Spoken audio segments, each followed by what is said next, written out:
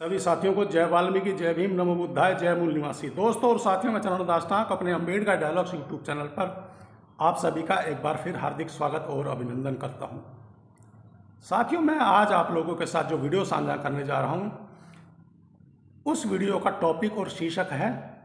बाबा साहब डॉक्टर भीमराव अम्बेडकर जी का एक महान सुविचार कि मैं मूर्तियों में नहीं, मैं किताबों में मिलूंगा। साथियों, बाबा साहब डॉक्टर भीमराव अम्बेडकर जी का यह सुविचार कि मैं मूर्तियों में नहीं, मैं किताबों में मिलूंगा, यह सुविचार एक ऐसा विचार है, यदि इंसान इस सुविचार को जरा ध्यान से मंथन करे इस सुविचार का, और ध्यान से इसको अगर अपनी आत्मा और दिल दिमाग में बैठा ले, तो जहाँ तक मेरा सोचना और मानना और समझना है कि इंसान का जीवन एकदम पारदर्शिता, जी हाँ साथियों, पारदर्शिता जिसे कहते हैं ना कि सब कुछ दिखता है,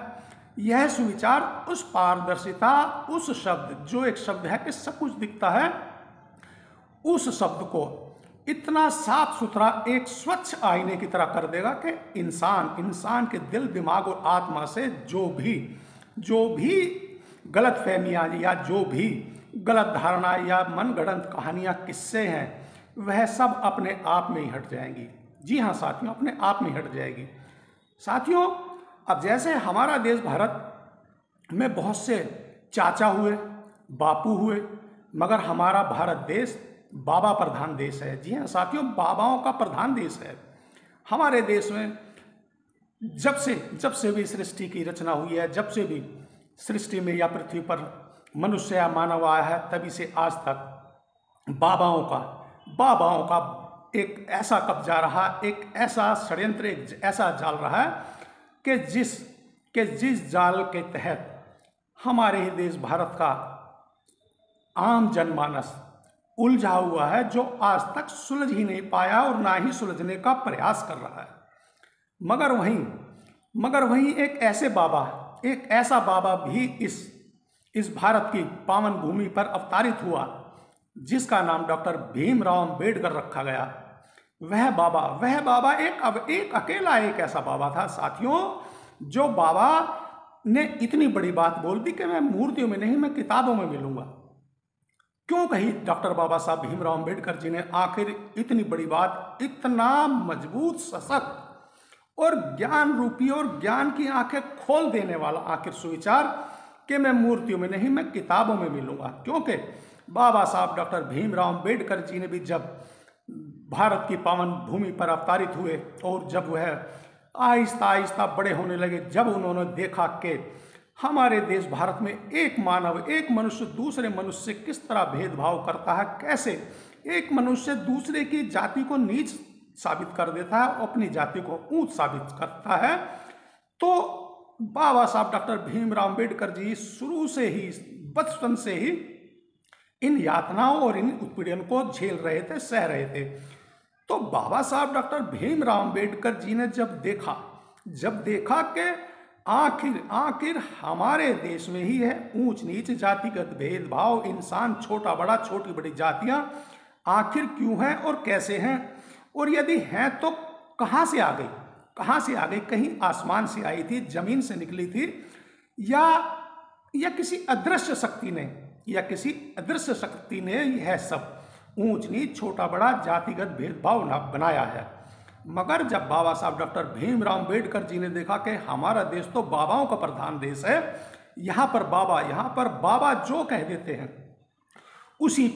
पर ही हमारा देशवासी आंखें बंद करके, कान में उंगली डाल के और मुंह पे हाथ रख के चल देता है। बाबाओं ने ही ऐसे मार्ग प्रशस्त कर दिए हैं इंसान, मनुष्य, मानव के लिए हमारे देश भारत के,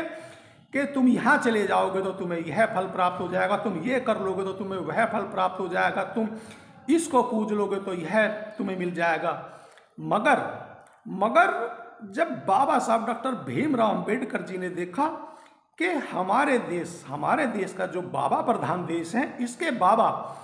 बाबा एक बड़ी विचित्र बात है कि जब भी उन बाबाओं के पास कोई जाता है तो बाबा बोलते हैं भगवान के नाम पर कुछ दे दो। अब दोस्तों, जब भगवान तो भगवान है, जब कण कण में भगवान है, जब हर मनुष्य, हर प्राणी, हर जीव को यदि भगवान ने ही उसकी संरचना की है, तो आखिर उस भगवान को अपने बनाए हुए उस मानव, उस जीव, उस मनुष्य या प्राणी से मांगने की क्या जरूरत है? तुम जो जनमानस तुम्हारे पास आ रहा है, एक नासमझ इंसान, उसको तो तुम कह रहे हो कि भगवान से मांग ले बंदे, तुझे जो मांगना है भगवान तेरी हर मनोकामना, हर मुराद पूरी कर देगा। मगर एक बहुत गहरी बात मैं आप लोगों को बता रहा हूं कि आपके साथ भी कई बारी हुआ होगा, हजारों बारी भी हुआ होगा, मगर दोस्तों कितनी बारी जो एक छोटी सी बात भी दिमाग में जल्दी से समझ नहीं आ पाती। देखिए, जब कभी आप किसी बाबा के पास जाओगे तो कहेंगे मांग लो भगवान से जो मांगना है, भगवान तुम्हारी हर मुराद पूरी कर देंगे। मगर वह बाबा अपने लिए आपसे मांगेगा, अपने लिए आपसे सीधे तौर पे नहीं मांगेगा, भगवान के नाम पर मांगेगा। जब भगवान ने तो एक मनुष्य को जीवन दे दिया, उसको इतनी बड़ी देह दे दी, तो फिर भगवान तो है। देखिए, बाबा साहब डॉक्टर भीमराव अंबेडकर जी भी कभी नास्तिक नहीं थे। बाबा साहब डॉक्टर भीमराव अंबेडकर जी भी हमेशा कहते थे कि मैं पाखंड के विरुद्ध हूँ, पाखंड के खिलाफ हूँ, भगवान के खिलाफ नहीं हूँ। क्योंकि भगवान का काम जो था, भगवान ने तो इंसान को एक ऐसा जीवन दे दिया है कि जो आप लोग और आपके महान ग्रंथी कहते हैं कि मनुष्य प्राणी योनि सर्वोत्तम है। क्योंकि मनुष्य को सोचने, समझने और तरह तरह के आविष्कार करने का एक दिमाग, एक तरीका, एक सोच, एक समझ उस भगवान ने दे दी है। तो फिर आप लोग यह भ्रम क्यों फैला रहे हो, कैसे फैला रहे हो, किस लिए फैला रहे हो? तो एक जो बाबा जो अवतरित हुआ था हमारे देश भारत की भूमि पर, उसका नाम था डॉक्टर भीमराव अंबेडकर। सिर्फ वही बाबा, एक ऐसा बाबा पैदा हुआ जिसने ना तो कभी अपना वेश बदला, ना वेशभूषा बदली,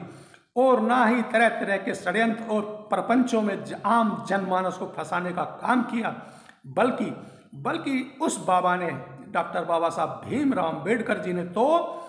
यह कहा, देखिए कितनी बड़ी बात बोली थी उन्होंने कि मैं मूर्तियों में नहीं, मैं किताबों में मिलूंगा। नहीं तो हमारे देश के बाबाओं का तो भगवान रूपी मानकर उनकी पूजा होती है। इतने मोटे मोटे चंदे, इतने मोटे मोटे चढ़ावे चढ़ाए जाते हैं, मगर एक बाबा जिसने अपने मुख से यह बोला स्वयं कि मैं मूर्तियों में नहीं, मैं किताबों में मिलूंगा, यह अपने आप में कोई छोटी बात नहीं है। एक महान विद्वान जिसका आज तक भी धरती पर कोई सानी नहीं है, आज भी विश्व में कोई बाबा साहब डॉक्टर भीमराव अंबेडकर जी के योग्यता के समक्ष खड़े होने की भी क्षमता नहीं जुटा पाया है, नहीं रख पाया है। तो आखिर बाबा साहब डॉक्टर भीमराव अंबेडकर जी ने जब देखा कि यह मनुवाद, यह हिंदूवाद ऊंच नीच, जातिगत भेदभाव फैलाता है, तो जब बाबा साहब डॉक्टर भीमराव अंबेडकर जी ने इनका विरोध किया था, इन बाबाओं का, तो डॉक्टर बाबा साहब भीमराव अंबेडकर जी तो सदैव लिखने पढ़ने वाले, या उनके तो दिलो दिमाग में हमेशा और सदैव एक ही बात चलती रहती थी कि मैंने जो अपने जीवन में बाल अवस्था से ही जो मैं देख रहा हूँ और जो मैंने देखा है कि यहाँ पर जातिगत भेदभाव, ऊंच नीच, एक मनुष्य दूसरे मनुष्य को नीच कह देता और अपने आप को ऊंचा मानता है, आखिर यह कैसे है? तो बाबा साहब डॉक्टर भीमराव अंबेडकर जी देश विदेश जहाँ भी गए वहीं पे केवल और केवल पढ़ाई और किताबें, और जो हमारे देश के जो पिछले 3-4-5 हजार से बाबा चले आ रहे हैं, वो केवल दो चार मात्र किताब या ग्रंथों के आधार पर ही भरमा रहे हैं। मगर जब डॉक्टर बाबा साहब भीमराव अंबेडकर जी ने भी देश विदेश में जाकर यह देखा और देखना चाहा कि क्या और देशों में भी इस तरह की भ्रांतियां या ऐसी ऊंच नीच जातिगत भेदभाव है, तो बाबा साहब डॉक्टर भीमराव अंबेडकर जी ने तब बाबा साहब डॉक्टर भीमराव अंबेडकर ने यह प्रण कर लिया था कि मैं भी अपने देश से जातिगत भेदभाव, ऊंच नीच का दंश मिटाकर छोड़ूंगा। जी हाँ साथियों, मिटाकर छोड़ूंगा। साथियों, हमारे देश भारत के बाबाओं के पास आज अपार संपत्ति है। जो भी बाबा साहब डॉक्टर भीमराव अंबेडकर जी के समकालीन लीडर थे, उनके पास आज इतनी संपत्ति, इतनी जमीन जायदाद के उनकी कई पीढ़ियां, कई पुश्तें अगर बैठ के भी खाएं तो समाप्त नहीं होगी, खत्म नहीं होगी। मगर डॉक्टर बाबा साहब भीमराव अंबेडकर जी की वह अपार संपत्ति और धन दौलत और जायदाद केवल और केवल पुस्तक होती थी। बाबा साहब डॉक्टर भीमराव अंबेडकर जी के मैंने कई जगह पढ़ा है कि संदूकों में किताब लेके आते थे, संदूकों में इतनी किताबें खरीद लेते थे डॉक्टर बाबा साहब भीमराव अंबेडकर कि उनको लाने में संदूक भी कम और छोटे पड़ जाते थे। तो बाबा साहब डॉक्टर भीमराव अंबेडकर जी की विरासत और उनकी अमिट जायदाद और प्रॉपर्टी वह है किताबें। इसीलिए डॉक्टर बाबा साहब भीमराव अंबेडकर जी ने कहा था कि मैं मूर्तियों में नहीं, मैं किताबों में मिलूंगा। साथियों, मुझे लगता है कि शायद मेरा वीडियो थोड़ा सा बड़ा हो गया, मगर साथियों यदि आप भी मेरी जगह किसी दिन बैठकर और इस तरीके से डॉक्टर बाबा साहब भीमराव अंबेडकर जी के प्रति बात करेंगे या उनकी कोई कहानी किस्सा छेड़ देंगे तो आपका भी मन करेगा कि आप समाप्ति ना करें, आप उस पर चर्चा ही करते रहें। तो बाबा साहब डॉक्टर भीमराव अंबेडकर जी वो शख्सियत, वो महामानव, संविधान रचयिता, भारत रत्न, जिनके बारे में मैं बहुत कम बोलना चाहता हूँ क्योंकि कहीं आप लोग बोर ना हो जाए, मगर मैं क्या करूँ साथियों, मुझे बड़ी मुश्किल से रोकना पड़ता है अपने आप को। तो अब मैं एक अपील जो मैं हमेशा करता हूँ साथियों, यदि आपने मेरा Ambedkar dialogues YouTube channel subscribe नहीं किया है तो जल्दी से सब्सक्राइब करें, लाइक करें और कमेंट जरूर किया करें। और एक बार फिर सभी साथियों को जय वाल्मीकि, जय भीम, नमो बुद्धाय, जय मूल निवासी।